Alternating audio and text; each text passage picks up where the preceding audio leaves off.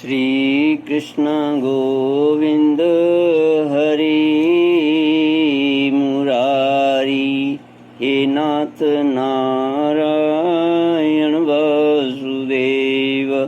श्री कृष्ण गोविंद हरि मुरारी, हे नाथ नारायण वासुदेव।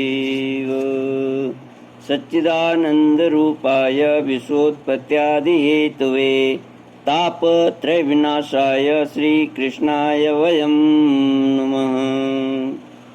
सच्चिद आनंद स्वरूप परमात्मा जो सृष्टि के उत्पत्ति, पालन और प्रलयकारी हैं तथा जीवों के आध्यात्मिक आदि दैविक आदि भौतिक तापों को नष्ट करने वाले अर्थात उनके मानसिक, शारीरिक और भौतिक दुखों को दूर करने वाले हैं, उन श्री कृष्ण भगवान को हम नमस्कार करते हैं। श्री कृष्ण गोविंद हरि मुरारी, हे नाथ नारायण वासुदेव। श्रीमद्भागवत एकादश स्कंद त्रयोदशोऽध्याय। हंस रूप को सनकादि को दिए हुए उपदेश का वर्णन। तो भगवान कहते हैं सनकादि ब्राह्मणों को, ऋषियों को, ब्राह्मणों यदि परमार्थ रूप वस्तु नानत्व से सर्वथा रहित है, तब आत्मा के संबंध में आप लोगों का ऐसा प्रश्न कैसे युक्त संगत हो सकता है। यदि मैं उत्तर देने के लिए बोलूं तो भी किस जाति, गुण, क्रिया और संबंध आदि का आश्रय लेकर उत्तर दूं। देवता, मनुष्य, पशु, पक्षी आदि सभी शरीर पंचभूतात्मक होने के कारण अभिन्न हैं और परमार्थ रूप से भी अभिन्न हैं। ऐसी स्थिति में आप कौन हैं? आप लोगों का यह प्रश्न ही केवल वाणी का व्यवहार है, विचार पूर्वक नहीं। अतः निरर्थक मन से, वाणी से, दृष्टि से तथा अन्य इंद्रियों से भी जो कुछ ग्रहण किया जाता है वह सब मैं ही हूँ, मुझसे भिन्न और कुछ भी नहीं है। यह सिद्धांत आप लोग तत्व विचार के द्वारा समझ लीजिए। पुत्रों, यह चित्त चिंतन करते करते विषयाकार हो जाता है और विषय चित्त में प्रविष्ट हो जाते हैं।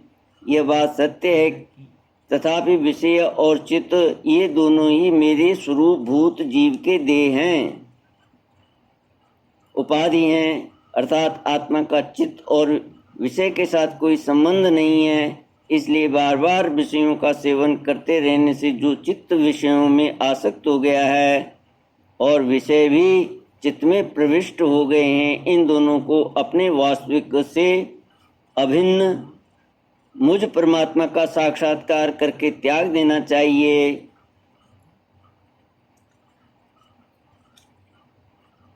जागृत, स्वप्न और सुषुप्ति ये तीनों अवस्थाएं सत्वादि गुणों के अनुसार होती हैं और बुद्धि की वृत्तियां हैं। सच्चिदानंद का स्वभाव नहीं है, बुद्धि की वृत्तियां हैं, सच्चिदानंद स्वभाव नहीं है। इन वृत्तियों का साक्षी होने के कारण जीव अपने विलक्षण है, जीव उनसे विलक्षण है। यह सिद्धांत श्रुति, युक्ति और अनुभूति से युक्त है, क्योंकि बुद्धि वृत्तियों के द्वारा होने का यह बंधन ही आत्मा में त्रिगुणमयी वृत्तियों का दान करता है। इसलिए तीनों अवस्थाओं से विलक्षण और उसमें सुषुप्त अनुगत मुझ तुरीय तत्व में स्थित होकर इस बुद्धि के बंधन का त्याग कर दो। तब विषय और चित्त दोनों का युगपत त्याग हो जाता है। यह बंधन अहंकार की ही रचना है और यही आत्मा के परिपूर्णतम सत्य, अखंड ज्ञान और परमानंद स्वरूप को छिपा देता है। इस बात को जानकर विरक्त हो जाए और अपनी तीन अवस्थाओं में अनुगत तुरीय स्वरूप में होकर संसार की चिंता को छोड़ दे। जब तक मनुष्य की भिन्न भिन्न पदार्थों में सत्य बुद्धि, अहम बुद्धि और मम बुद्धि युक्तियों के द्वारा निवृत्त नहीं हो जाती, तब तक वह अज्ञानी यद्यपि जागता है तथापि सोता हुआ सा रहता है। जैसे स्वप्नावस्था में जान पड़ता है कि मैं जाग रहा हूँ, आत्मा से अन्य देह आदि प्रतीयमान नाम रूपात्मक प्रपंच का कुछ भी अस्तित्व नहीं है। इसलिए उनके कारण होने वाले वर्णाश्रम आदि भेद, स्वर्ग आदि फल और उनके कारणभूत कर्म, ये सब के सब इस आत्मा के लिए वैसे ही मिथ्या हैं जैसे स्वप्नदर्शी पुरुष के द्वारा देखे हुए सब के सब पदार्थ हैं। जो जागृत अवस्था में समस्त इंद्रियों के द्वारा बाहर देखने वाले संपूर्ण क्षणभंगुर पदार्थों को अनुभव करता है और स्वप्न अवस्था में हृदय में ही जागृत में देखी हुई पदार्थों के समान ही वासनामय विषयों का अनुभव करता है और सुषुप्त अवस्था में उन सब विषयों को समेटकर उनके लय को भी अनुभव करता है। वह एक ही है। जागृत अवस्था के इंद्रिय स्वभाव स्वप्नावस्था के मन और सुषुप्ति की संस्कारवती बुद्धि का भी वही स्वामी है, क्योंकि वह त्रिगुणमयी तीनों अवस्थाओं का साक्षी है। जिस मैंने स्वप्न देखा, जो मैं सोया वही मैं जाग रहा हूँ, इस स्मृति के बल पर एक ही आत्मा का समस्त अवस्थाओं में सिद्ध होना सिद्ध होता है। ऐसा विचार कर मन की ये तीनों अवस्थाएं गुणों के द्वारा ही मेरी माया से मेरे अंश रूप जीव में कल्पित की गई है और आत्मा में ये नितांत असत्य हैं, ऐसा निश्चय करके तुम लोग अनुमान सत्पुरुषों द्वारा दिए गए उपनिषदों के श्रवण और तीक्ष्ण ज्ञान खड्ग के द्वारा सकल संशयों के आधार अहंकार का छेदन करके हृदय में स्थित मुझ परमात्मा का भजन करो। यह जगत मन का विलास है, देखने पर भी नष्ट प्राय है। अलात चक्र लुकारियों की बनेठी के समान अत्यंत चंचल है और भ्रम मात्र है, ऐसा समझो। ज्ञाता और ज्ञेय के भेद से रहित एक ज्ञान स्वरूप आत्मा है। अनेक सा प्रतीत हो रहा है। यह स्थूल शरीर, इंद्रिय और अंतःकरण रूप तीन प्रकार का विकल्प मनुष्यों के परिणाम की रचना है और स्वप्न के समान माया का खेल है।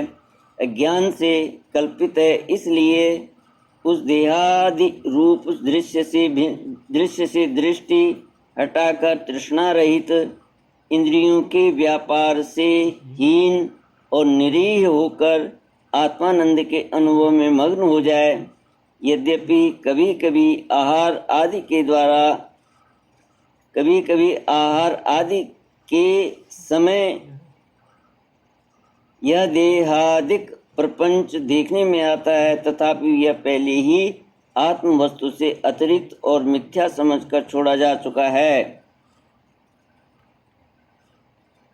इसलिए वह पुनः भ्रांति मूलक मोह उत्पन्न करने में समर्थ नहीं हो सकता। देहपात पर्यंत केवल संस्कार मात्र उसकी प्रतीति होती है।